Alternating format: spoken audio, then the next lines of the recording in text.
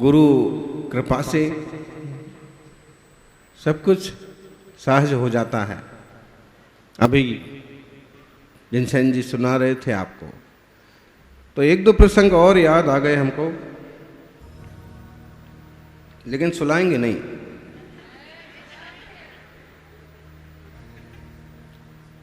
2008 का चतुर्मास सोलापुर में हुआ था हमारा, और गुरु महाराज विराजमान थे ओदगांव कुंजवन, है ना।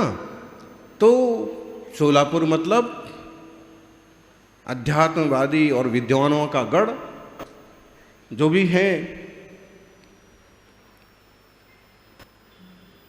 लेकिन गुरु का आशीर्वाद हमेशा रहा और कोई ना कोई बढ़िया निमित्त मिल जाते थे।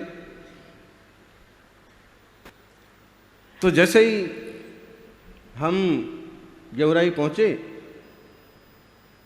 तो एक महाराज मिले, आप नाम ले रहे थे, तो महाराज वो कहने लगे कि तुम कहाँ जा रहे हो? सोलापुर जा रहे हो, तुम्हें कोई पानी देने वाला नहीं मिलेगा।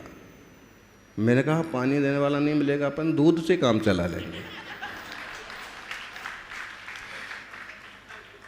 अरे समझो बात को, उधर कुछ नहीं है, मैं वहीं से होते आ रहा हूं।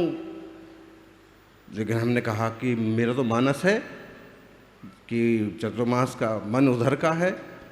थोड़े और आगे बढ़े कि श्रवण मेलगोल के भट्टारक जी ने सोलापुर वालों को, विद्युत लता भून वगैरह को फोन कर दिया कि सुनील सागर जी आ रहे हैं। अब मेरा और उनका कोई भी परिचय बिल्कुल नहीं, लेकिन उतने बड़े मठ के नायक ने उनको फोन किया, तो वो दूसरे दिन गाड़ी भर करके और फिर आप पधारो, सोलापुर पधारो। और फिर बैराग एक गांव है, वहाँ पहुँचे तो फिर से निवेदन किया कि चतुर्मास तो सोलापुर में ही होना। फिर चतुर्मास बोले श्राव का आश्रम। मैंने कहा श्राविका आश्रम में तो नहीं करूँगा, जहाँ श्राविकाओं का ही आश्रम है वहाँ हमारा क्या काम। नहीं, यहाँ मुनि महाराज चतुर्मास करते हैं, लेकिन नहीं, हम नहीं करेंगे। फिर चतुर्मास के लिए निवेदन किया शुद्ध अमनाय वालों ने। गोला भी झांक करके चढ़ाया जाता है, गोले के अंदर कुछ तो नहीं है। जब नारियल चढ़े तो 4 तरह के नारियल चढ़े हमको, ऊपर से भी हरा और भीतर से भरा। दूसरा, ऊपर से तो सूखा, भीतर से हरा। तीसरा, जटा भी है लेकिन अंदर उसका बजना चाहिए। और चौथा, गोला। तो नारियल जब चढ़ाने लोग आए तो ही हमको समझ में आ गया। नारियल देख करके समझा जा सकता है कि कितनी खोपड़ियां हैं इधर और किस तरह की खोपड़ियां हैं। अब ये तो गुरु को चाहिए कि पूरे समाज को किस ढंग से वो अमृत पिला सकें, वैसे एडजस्ट करें। हाँ, ये तो भोले भाले लोग हैं, उन्हें कोई कुछ बता गया तो वही पुछल्ला पकड़ रखा है। वो ये भी नहीं समझते हैं कि घर में 4 भाई हों तो कैसे मिलजुल के रहते हैं, एक दूसरे की छोटी कमी बेसी भी हो तो भी एडजस्ट तो करते ही है। फिर ये समाज है, समाज को भी एडजस्ट करना पड़ता। जरा सी पूजा के फेर में अलग से मंदिर नहीं बनाए जाते। तो बात तो समझ में आ गई। चतुर्मास बहुत आनंद और साधना के साथ, चतुर्मास में अच्छे अच्छे विद्वान जुड़ते गए। एक से एक कार्यक्रम, जो हमारी प्रकृति के कार्यक्रम, जैसे गणित का स्पेशल शिविर, गणित पर बड़ी सेमिनार हुई। एक देवधर्य सर थे, गणित के बड़े प्रकांड विद्वान। तो फिर उसके प्राकृत का शिविर, महावीर शास्त्री, उदयचंद जी, वो इस टाइप के स्पेशल। फिर डॉक्टर सम्मेलन वगैरह, ताकि समाज और समाज के डॉक्टर्स जुड़ें। तो उस तरह से फिर वो समाचार पहुँचते उदगांव कुंजवन। तो एक दिन तो एक वो सीडी वगैरह भी कुछ बनाई लोगों ने, और सीडी प्रवचन की वो भी पहुंची। अब वो, हाँ, वो सीडी तो नाते पोते की थी, बात की बात है। तो तो वहाँ जो है किसी ने महाराज जी को, आचार्य महाराज को कहा, देखो महाराज, ये अखबारों की कटिंग देखो, ये वहाँ की पत्रिका देखो, ये सीडी देखो, किसी पर भी आचार्य आदि सागर जी का नाम नहीं है। सुनील सागर जी ऐसे प्रभावना कर रहे हैं, वो तो अपने नाम की प्रभावना कर रहे हैं। तो और आपका भी फोटो, इतना छोटा सा फोटो है आपका। तो हमको जो बाद में लोगों ने जो बताया, वहाँ से आए हुए लोगों ने, महाराज जी ने जो जवाब दिया, उससे मालूम पड़ता है कि शिष्य को कितनी गहरी पैठ गुरु के मन में बनाना चाहिए और गुरु का शिष्य के प्रति कैसा स्नेह वात्सल्य होना चाहिए। उनने उन त्यागी को जवाब दिया कि सुनील सागर जी किस ढंग से प्रभावना करते हैं वो तुम्हें पता नहीं है, वो मुझे पता है। हर चीज को लठ छाप नहीं बनना पड़ता है, किसी चीज को थोड़ा दिमाग भी लगाना पड़ता है। यहाँ भी दिमाग लगा रहे हैं, एक जरा सा यंत्र क्या दिया, सारे डॉक्टर हाजिर हो गए। दिमाग तो इनने लगाया था। मतलब यह है कि लोगों को धर्म से जोड़ना है, किसी एक व्यक्ति से नहीं जोड़ना है, किसी एक प्रतिमा जी से नहीं जोड़ना है, धर्म से, आत्मज्ञान से, तत्व ज्ञान से, मोक्ष मार्ग से। सौभाग्यशालियों, आज उन्हीं की कृपा है कि यहाँ तक पहुँचे।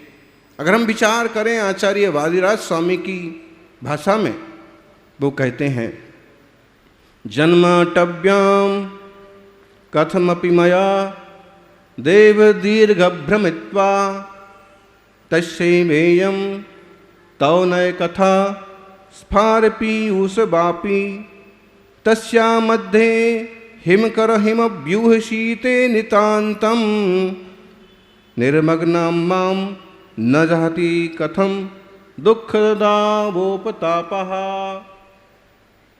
वादिराज स्वामी स्तुति करते हैं जिनेंद्र भगवान की कि हे भगवान, जन्माटव्याम कथमपि मया, जन्म रूपी अटवी, जन्म रूपी अटवी मतलब जहाँ जन्म मरण होता है वो संसार, जन्म मरण सबके चालू है, किसी का मना रहे हैं, किसी का नहीं मना रहे।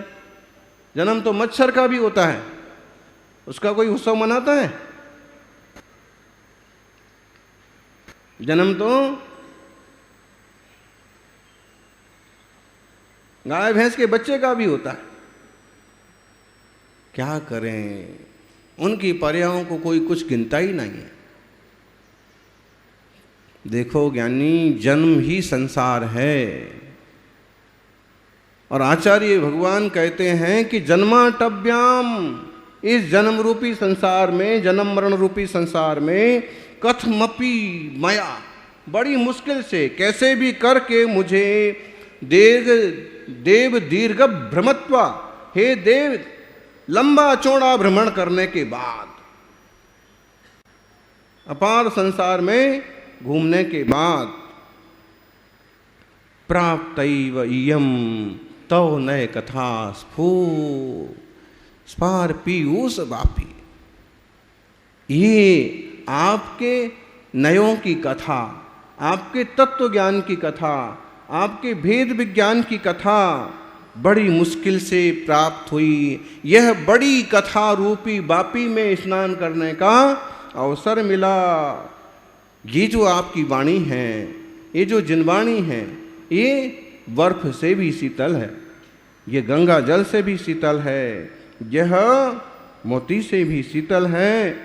और जब वापी में डूब करके, बावड़ी में गोता लगा करके लोगों को शीतलता और शांति मिलती है, निर्मग्नम माम न जहाति कथम दुख दावोपतापः, जब मैं आपके सम्यक ज्ञान रूपी बावड़ी में गोता लगाता हूँ तो मेरे दुखों के संताप का नाश कैसे नहीं होगा? जरूर होगा। पानी से नहाने से शरीर को शांति मिलती है, शांतिलाल जी, पानी से नहाने से शरीर को शांति मिलती है और जिनवाणी से नहाने से आत्मा को शांति मिलती है। विद्वान विराजी हैं और अनेक विद्वानों को उनकी सेवाओं के लिए जिनवाणी प्रचार प्रसार के लिए सम्मानित भी किया गया है। निश्चित रूप से जिनवाणी वो औषधि है जो जन्म जन्म के संकटों को मिटा दे। आचार्य श्री आदि सागर जी महाराज का जिनवाणी का प्रेम इथे बस ले लिया है। अंकलीकर किती दूर आहे? अंकलीहून उदगाव किती दूर आहे? किती किलोमीटर? 3 किलोमीटर। आता दोन झाले, त्या पूर्वी काली 3 होते, कारण तेव्हा गाव लहान होते, आता गाव मोठे झाले। जेव्हा मी अंकली आलो होतो तुम्ही लहान होते, आता तुम्ही पण मोठे झाले। हे बघा या टिल्लूला बघा, तेव्हा पिल्लू होता, आता टिल्लू झाला। आता काय या संसाराचे परिवर्तनशील संसार आहे। तो इतना उनका जिनवाणी का प्रेम था कि स्वाध्याय के लिए वो अंकली से उदगांव जाते थे। स्वाध्याय के लिए बाबूजी, गौतम भाई, गौतम स्वामी, स्वाध्याय की रुचि मतलब आप आज देखें तो कुछ लोग आपको ऐसे मिलेंगे कि उनका घर हो सकता है यहाँ से 1 ही किलोमीटर हो, फिर भी हिम्मत नहीं जुटा पाते हैं, और वो पैदल चल के। और उस समय अगर बरसात में नदी में पूर आ गया तो छोटा वाला पुल भी पानी से डूब जाता था, और फिर उस 20 बांस समझ लीजिए 25-50 फुट गहरी नदी तैर करके भी स्वाध्याय करने के लिए जाते थे। त्यांनी त्या काली नदी पार केली आणि आम्हाला सगळ्यांना संसार पार करण्याचा रास्ता दाखवला। सौभाग्यशालियों, जिनवाणी गंगा में स्नान करें, निरंतर धर्म ध्यान करें। बिना पुरुषार्थ के कुछ नहीं होता है। जिन गणेश वर्णी का नाम आप सुन रहे हैं कल से, सादा से वैष्णव परिवार से, लेकिन जैन मंदिर सामने था तो पद्म पुराण सुन के ऐसा भाव पैदा हुआ कि सच में जैन शासन ही सच्चा है। और उनके जो कंठी थी उन्होंने वो अलग कर दी।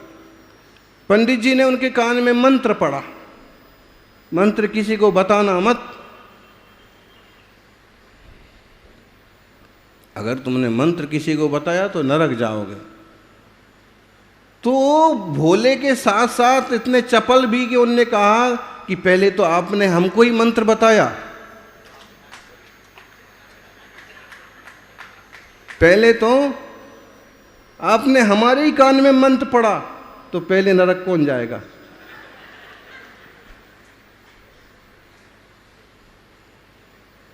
मतलब तर्क बुद्धि थी सरल होने के साथ साथ, तो बाद में जिनवाणी की रुचि बढ़ती गई। संस्कृत के विद्वानों ने बनारस में उनको मना तक कर दिया, तुम नास्तिक हो, तुमने जैन धर्म अपनाया, तुम्हें नहीं पढ़ाएंगे। लेकिन बाद में एक कंबालाल शास्त्री मिले, उन्हें उन्हें पढ़ाया भी, और बाद में वो इतने बड़े विद्वान बने। साहित्याचार्य जैसी बड़ी बड़ी उपाधियाँ, न्यायाचार्य जैसी, पंडित जैसी बड़ी बड़ी उपाधियाँ उनने अर्जित की। और सिर्फ अपना पेट भरने वाली दुनिया में ढेरों मिलेंगे, खुद शिक्षित होकर आजीविका चलाने वाले ढेरों मिलेंगे, लेकिन शिक्षा पा करके उनने पूरे बुंदेलखंड को शिक्षित किया। और उस जिनवाणी के प्रकाश में अनेक साधक, अनेक विद्वान इस धरती पर आज विचरण कर रहे हैं और वीर शासन की प्रभावना कर रहे हैं। नए कथा, नए निक्षेपों के बिना जिनवाणी नहीं चलती है अध्यक्ष जी। जिनवाणी का अभ्यास जिन्हें करना है, उन्हें नयों का, निक्षेपों का व्यवस्थित ज्ञान होना चाहिए। नए प्रमाण के ज्ञान बिना, तत्व ज्ञान के बिना जीव का कल्याण नहीं होता है। ये पवित्र जिनवाणी की गंगा हम सबको भी पवित्र करे। ध्यान रखिए, जो सफ़र की शुरुआत करते हैं वे ही मंजिल पा लेते हैं। जो सफ़र की शुरुआत करते हैं वो ही मंजिल पाते हैं। बस चलने का हौसला रखना ज़रूरी है, क्योंकि अच्छे इंसानों का तो रास्ता भी इंतज़ार करते हैं। अच्छे इंसान बनिए, और अच्छे इंसानों का यानी जिनवाणी वो घुट्टी है जिससे आत्मा के विकार मिट जाते हैं। जिनवाणी वो औषध है जिससे जन्म मृत्यु के रोग मिट जाते हैं। मार्ग समझ में आता है। सम्यक दर्शन क्या है? सम्यक ज्ञान सुच है, सम्यक शारद सुच है, आनो શું फायदो છે? देखो, समझ होती है तो वेस्ट में से भी बेस्ट निकाल दिया जाता है, इन्वेस्ट कर लिया जाता है। मेहुल भाई की पेंटिंग देख करके किशनगढ़ वालों को आइडिया आ गया होगा, इन लोगों के यहाँ ये मार्बल का पाउडर तो इतना डंप होता है, इतना फेंका जाता है कि वहाँ क्या बना लिया है? डंपिंग यार्ड नहीं, उसका नाम बढ़िया रखा हुआ है, और एकदम बर्फ का मैदान जैसा बना हुआ है, और छोटे मोटे लोग तो शूटिंग के लिए वहाँ पहुँच जाते हैं। लेकिन उसका सदुपयोग क्या हो सकता है कि उससे भी इतनी सुंदर पेंटिंग बन सकती है। छोटे छोटे कंकर पत्थर की क्या वैल्यू होती है, लेकिन आप इस पेंटिंग को देखिए, कंकरों से पत्थरों से पेंटिंग्स तैयार की और एक मुनि के दर्शन हो रहे। जब संसार की फालतू चीजों में से, गोबर में से भी गणेश बनाने वाले लोग हैं हमारे यहाँ। गोबर गणेश तो हैं ही हैं। मतलब है कि ऐसे जिंदगी को समझो, इसको फालतू मत समझो। थोड़ा सा पैसा भले कम हो, थोड़ा सा ज्ञान भी कम हो, तो भी इसको फालतू ना समझो। जिनवाणी का एक सूत्र पकड़ करके भी हम संसार से पार हो सकते। बक्सवाहा की लोग बैठे हैं और नेत्र चिकित्सालय बनाने के लिए तैयारी कर रहे हैं। निश्चित रूप से नैनागिर में मंदिर बनाने वाले वो भी तैयारी में लगे हैं पंच कल्याणक की। अपने जीवन के प्रत्येक पल का सदुपयोग हो। जिनवाणी की देवशास्त्र गुरु की सेवा करते हुए हम भी जन्म मरण के प्रपंच से दूर हों, यही मंगल भावना। जय बोलिए 24 तीर्थंकर भगवान की।